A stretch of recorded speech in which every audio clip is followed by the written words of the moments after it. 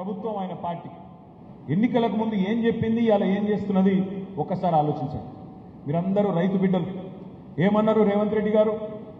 నేను ముఖ్యమంత్రి అయితా ఉన్నా, డిసెంబర్ 9 నాడు నేను ముఖ్యమంత్రి కాగానే మొట్టమొదటి సంతకం పెడతా 2 లక్షల రుణమాఫీ మీద. మీరు ఎవరెవరైతే లోన్ తెచ్చుకోలేదో ఇప్పటిదాకా అర్జెంటుగా బ్యాంకుకు వండి ఎంబడే వండి 2 లక్షల రుణం తెచ్చుకోండి, నేను సంతకం పెడతా, నా బాధ్యత రుణమాఫీ చేస్తా అన్నాడు. మరి డిసెంబర్ 9 పోయింది, జనవరి 9 పోయింది, ఫిబ్రవరి 9 పోయింది, మార్చి 9 పోయింది, ఏప్రిల్ 9 పోయింది, మే 9 కూడా పోయింది. తొందరలోనే జూన్ 9, 6 నెలలు కూడా నిండబోతా ఉంది. మరి మనం ప్రశ్నించాల్సిన అవసరం లేదా? ప్రభుత్వాన్ని అడగాల్సిన అవసరం లేదా?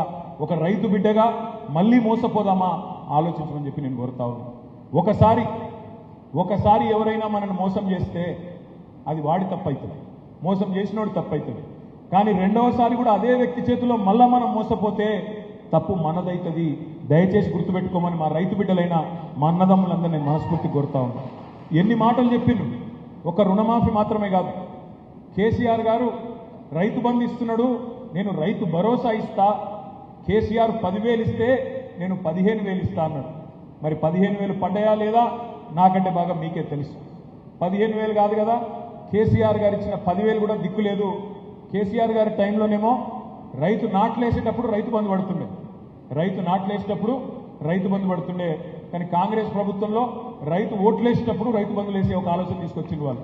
నాట్లేసేటప్పుడేమో దిక్కులేదు, ఓట్లేసేటప్పుడు మాత్రం రైతు బంధు చేసే ప్రయత్నం చేసి రైతులను ఆగం చేసే ప్రయత్నం చేస్తూ ఉన్నారు. అదేవిధంగా వ్యవసాయ రైతు కూలీలకు నెలకు 1000 రూపాయలు ఇస్తా అన్నాడు. కౌలు రైతులకు రైతు భరోసా అన్నాడు. కేసీఆర్ ఓన్లీ భూస్వాములకు ఇస్తుండు, నేను కౌలు రైతులకు కూడా ఇస్తా అన్నాడు, రైతు కూలీలకు కూడా ఇస్తా అన్నాడు. ఒక్కటంటే ఒక్క హామీ నెరవేరిందా ఆలోచించండి.